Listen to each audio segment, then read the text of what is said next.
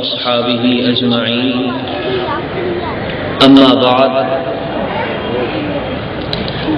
الصلاة والسلام عليك يا رسول الله الصلاة والسلام عليك يا حبيب الله الصلاة والسلام عليك يا نبي الله الصلاة والسلام عليك يا رحمة للعالمين. حضرات گرامی، آج کا یہ پروگرام ہمارے لیے بہت بڑی سعادت کا باعث ہے کہ اس پروگرام کے دو عنوان ہیں: جشن عید میلاد النبی اور عرس صدر الدین المعروف ڈاڈا سزایا رحمہ اللہ. تو نبی کریم صلی اللہ تعالی علیہ وآلہ وسلم کا یوم ولادت منانا یہ قرآن عظیم کی کئی آیات پر عمل ہے اور خود نبی کریم صلی اللہ تعالی علیہ وآلہ وسلم کے عمل مبارک سے ثابت ہے.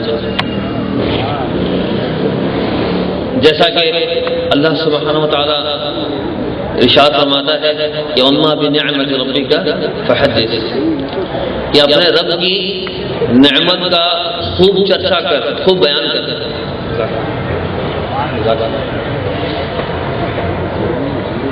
قل بفضل اللہ وبرحمتہ وبذلک فلیفرحوا. اے محبوب، آپ فرما دیجئے کہ اللہ کے فضل اور اس کی رحمت پر چاہیے کہ خوشی کریں. تو ہمارے آقا و مولا جناب محمد مصطفیٰ صلی اللہ تعالی علیہ وآلہ وسلم اللہ کے فضل عظیم ہیں، اللہ کی نعمت کبریٰ ہیں اور رحمت للعالمین ہیں. تو اللہ تعالیٰ قرآن فرماتا ہے کہ اللہ کی رحمت، اللہ کے فضل پر خوشیاں مناؤ، خوشیاں کرو.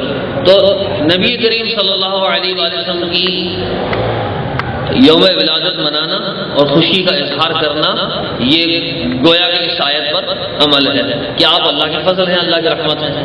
اور فرمایا کہ وَأَمَّا بِنِعْمَةِ رَبِّكَ فَحَدِّثْ، کہ اور اپنے رب کی نعمت کا خوب چرچا کرو. تو اللہ کے پیارے حبیب صلی اللہ علیہ وآلہ وسلم ہمارے لیے نعمت کبریٰ ہیں، تو ان کی آمد کا تذکرہ کرنا، ذکر خیر کرنا یہ اس آیت میں داخل ہے. پھر اب یہ سوال پیدا ہوتا ہے کہ کیا ابو بکر صدیق، عمر فاروق اور عثمان غنی اور علی مرتضیٰ رضی اللہ تعالی عنہم و سیدنا امیر معاویہ و دیگر اسلاف و صحابہ نے کیا اللہ کے پیارے حبیب صلی اللہ علیہ وآلہ وسلم کا یوم ولادت منایا؟ تو اگر انہوں نے نہیں منایا تو پھر ہم کس سبب سے مناتے ہیں؟ اگر یہ سوال پیدا ہو تو اس کا ایک آسان سا جواب ہے، وہ یہ ہے کہ جب ہمارے پیارے آقا جناب محمد مصطفیٰ صلی اللہ علیہ وآلہ وسلم نے خود روزہ رکھ کے، ہر پیر کو روزہ رکھ کے اپنا یوم ولادت منایا، تو اب یہ سوال پیدا نہیں ہوتا کہ ابو بکر نے منایا نہیں منایا، عمر نے منایا کہ نہیں منایا، عثمان نے منایا کہ نہیں منایا، علی نے منایا کہ نہیں منایا. کیونکہ دین جو ہے وہ اللہ کے رسول سے چلتا ہے، دین اللہ کے رسول کی اداؤں کا نام ہے. انہوں نے خود ہر پیر کو روزہ رکھ کے اپنا یوم ولادت منایا ہے. جیسا کہ مسلم شریف کی حدیث ہے کہ سئل عن رسول اللہ صلی اللہ علیہ وسلم عن الصوم یوم الاثنین فقال ذاک یوم ولدت فیہ، کہ اللہ کے رسول صلی اللہ علیہ وآلہ وسلم سے پوچھا گیا پیر کے روزے کے بارے میں کہ آپ ہر پیر کو روزہ رکھتے تھے، تو فرمایا کہ ذاک یوم ولدت فیہ، یہ وہ دن ہے کہ جس دن میں پیدا ہوا. تو نبی کائنات صلی اللہ تعالی علیہ وآلہ وسلم، فخر موجودات صلی اللہ تعالی علیہ وآلہ وسلم نے روزہ رکھ کے اپنا یوم ولادت منایا. اللہ کے حبیب سیدنا رسول اللہ صلی اللہ علیہ وآلہ وسلم نے روزہ رکھ کے ہر پیر کو یوم ولادت منایا. لہذا آج آپ عرب میں چلے جائیں، الحمدللہ عرب میں اکثر اہل محبت ہیں اور ہر پیر کو وہ روزہ رکھتے ہیں اور اس کے ساتھ ساتھ یوم ولادت مناتے ہیں. نبی پاک صلی اللہ تعالی علیہ وآلہ وسلم نے خود روزہ رکھ کے یوم ولادت منایا، اس سے یوم ولادت منانا ثابت ہو گیا۔ اب آپ چاہیں 2 تاریخ کو منا لیں، چاہے 8 تاریخ کو منا لیں، چاہے 9 تاریخ کو منا لیں، چاہے 12 تاریخ کو منا لیں، اور جس طرح آج ہم ربیع الثانی کی پہلی شب میں یوم ولادت منا رہے ہیں، تو منانے کے لیے کوئی دن مقرر نہیں ہے، خوشیاں کرنے کے لیے، اللہ کا شکر ادا کرنے کے لیے، دین کی باتیں کرنے کے لیے کوئی دن مقرر نہیں ہے۔ آپ جب چاہیں ان نیک اعمال کو کر سکتے ہیں۔ نبی پاک صلی اللہ تعالی علیہ وآلہ وسلم نے روزہ رکھ کے منایا۔ اب اس کا یہ مطلب نہیں ہے کسی اور جائز طریقے سے منانا ناجائز ہو جائے گا۔ جب ایک کام جائز ہے، مثال طور پہ ابھی ہمارے یہاں جمع ہونا، خوشی کا اظہار کرنا، آپس میں ملنا، دین کی باتیں کرنا، دین کی باتیں سننا، یہ سارے جائز کام ہیں۔ اللہ کا شکر ادا کرنا کہ اللہ تعالیٰ شکر ہے تو نے اپنے پیارے حبیب صلی اللہ علیہ وسلم کی نعمت ہمیں عطا فرمائی، ان کی امت میں پیدا فرمایا، شکر ادا کرنا۔ اللہ کے پیارے حبیب صلی اللہ علیہ وسلم ذکر خیر کرنا ثواب کام ہے کہ نہیں؟ عین ثواب کام ہے۔ ان کی احادیث کو بیان کرنا ثواب کام ہے کہ نہیں؟ تو یہ سارے جو کام ہے وہی میلاد میں ہوتے ہیں۔ تو میلاد میں کوئی الگ سے کوئی کام تو نہیں ہوتا، وہی کام ہوتے ہیں جس کا دین میں بیان ہے۔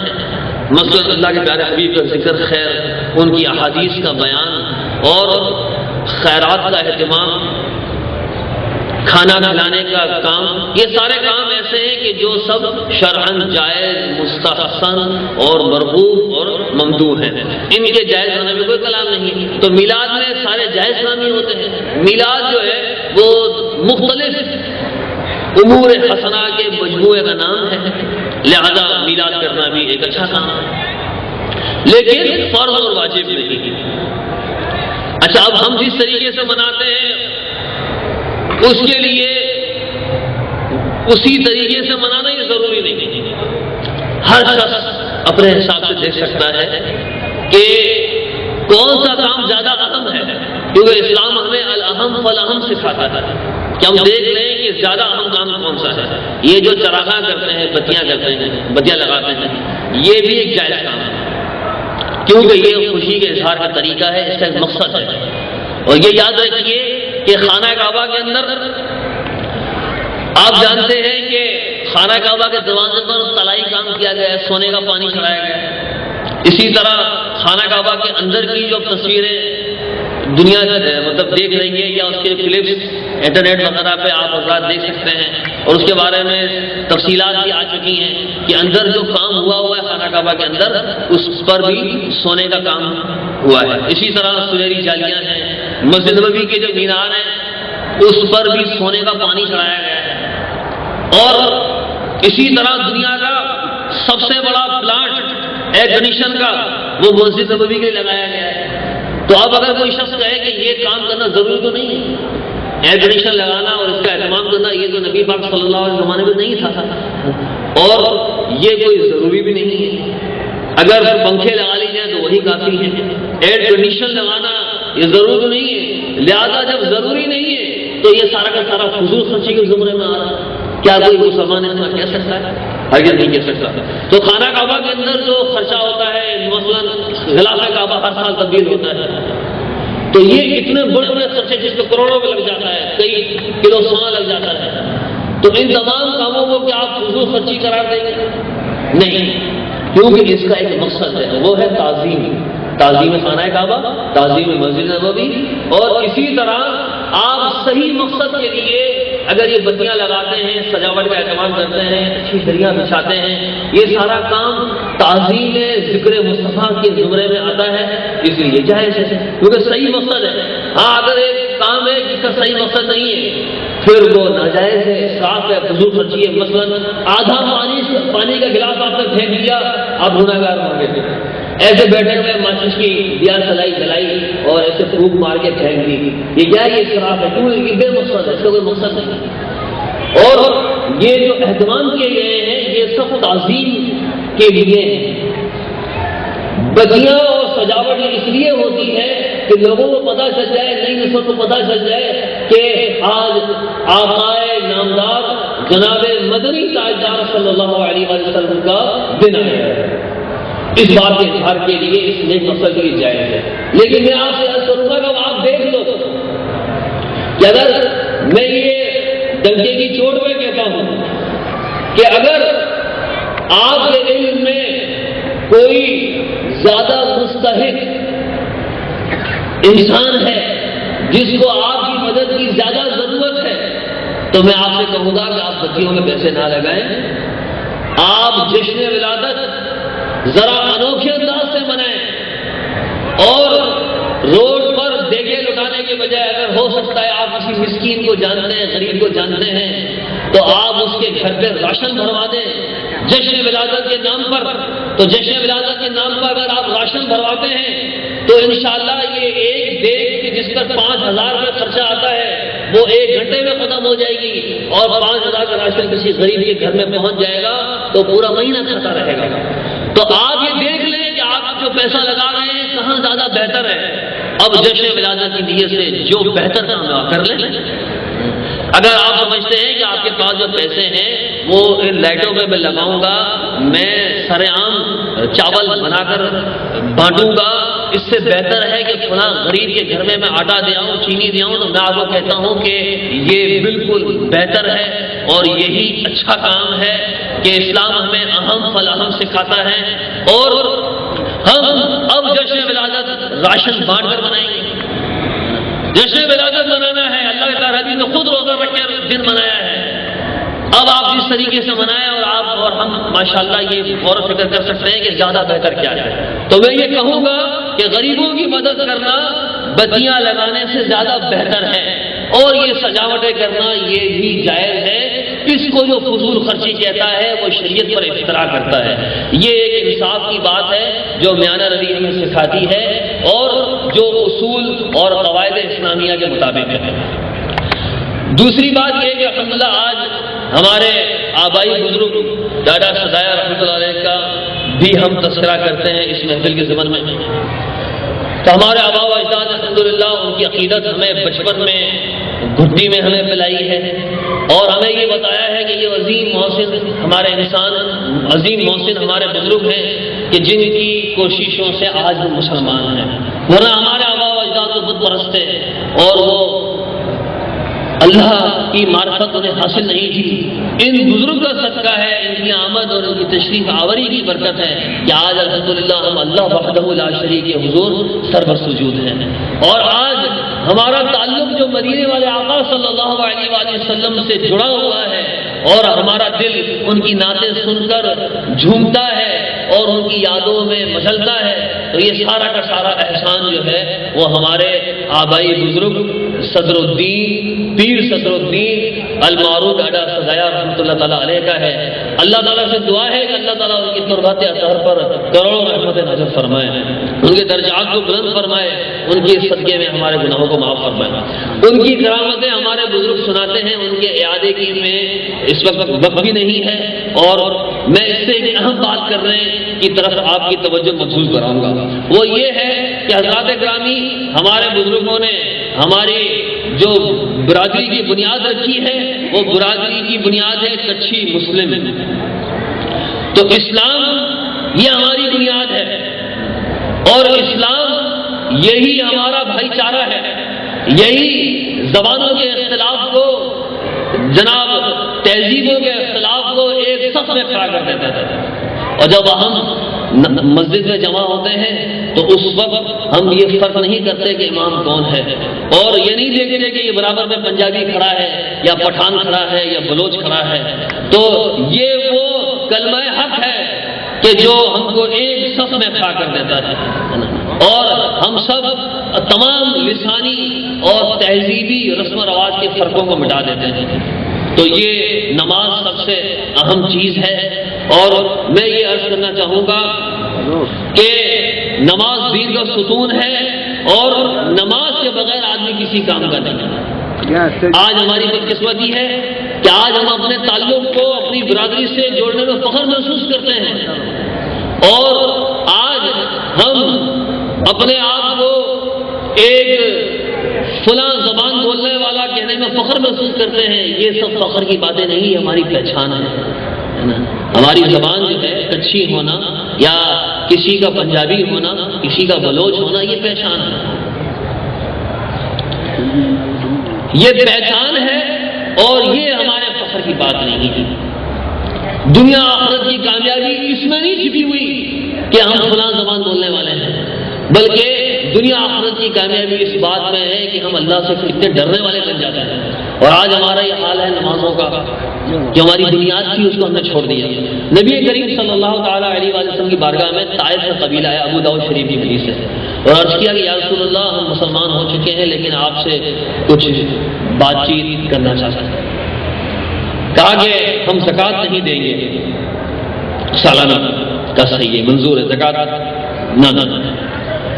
دوسری شرط یہ ہے کہ ہم آپ کے ساتھ جہاد میں شریک نہیں ہوں گے.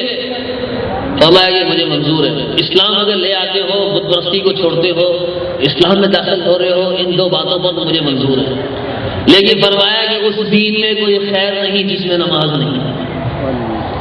آج ہم کو کچھی ہونا تو یاد رہ گیا ہے، لوہار واڈا ہونا تو یاد رہ گیا ہے، اور عملی لحاظ سے مسلم کی علامتیں نظر نہیں آتی. مسلمان کی وہ شان ہے کہ جب اذان ہوتی ہے تو سارے کام چھوڑ دیتا ہے، وہ اللہ کی طرف چل پڑتا ہے، اللہ کی یاد کی طرف چل پڑتا ہے.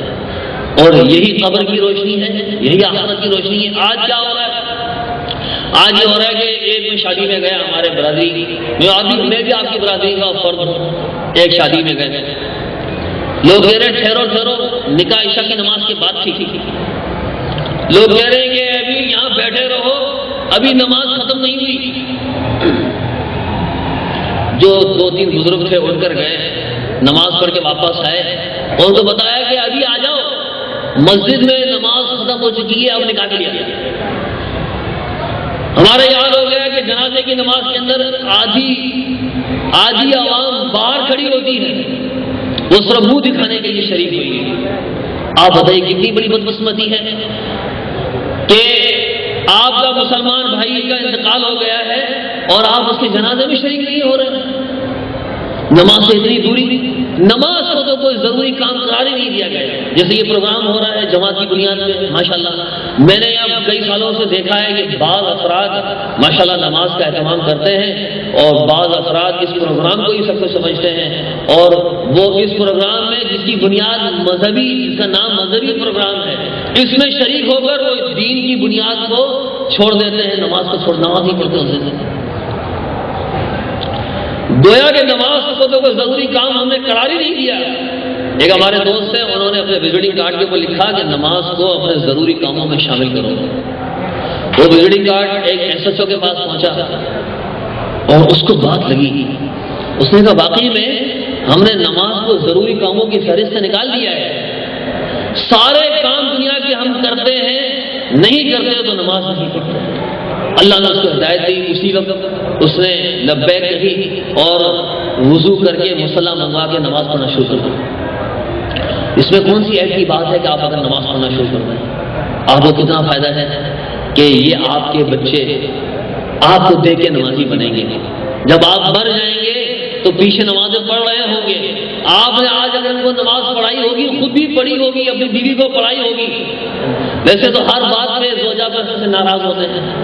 کبھی ہم نے سوچا کہ اگر قیامت دن اللہ تعالیٰ نے ہم سے یہ پوچھ لیا کہ تم نے اپنی زوجہ کو نماز کے لیے کہا تھا نہیں کہا تھا، اپنے بچوں کو نمازی بنایا تھا نہیں بنایا تھا؟ کیونکہ حدیث ہے کہ کلکم راع وکل مسئول عن رعیتہ، وکلکم مسئول عن رعیتہ. تم میں سے ہر ایک ذمہ دار ہے اور ہر ایک سے اس کی ذمہ داری کے بارے میں قیامت کے دن پوچھا جائے گا. ہم نے کیا اس کی تیاری کر لی کہ قیامت میں ہم سے کہا جائے گا کہ تم نے نماز پڑھی کہ نہیں پڑھی؟ وہاں یہ سوال نہیں ہوگا کتنا کما کر آئے. دنیا میں جب رہ رہے تھے اپنا ذاتی پلاٹ بنایا تھا نہیں بنایا تھا؟ وہاں یہ سوالات نہیں ہوں گے کہ کتنا بینک بیلنس تھا. وہاں یہ سب سے پہلا سوال نماز کے بارے میں ہوگا. اس کے بارے میں کیا تیاری کی؟ تو حضرات گرامی، یہ غفلت کی زندگی اب مناسب نہیں ہے. یہ اچھی بات نہیں ہے کہ ہم نماز نہیں پڑھتے، سارا دن بے برکتی رہتی ہے. آپ صبح کو اٹھیں، اللہ کا نام لیں، گھر میں نماز پڑھیں 2 رکعت فرض، اور اس کے بعد تک کام پر جائیں.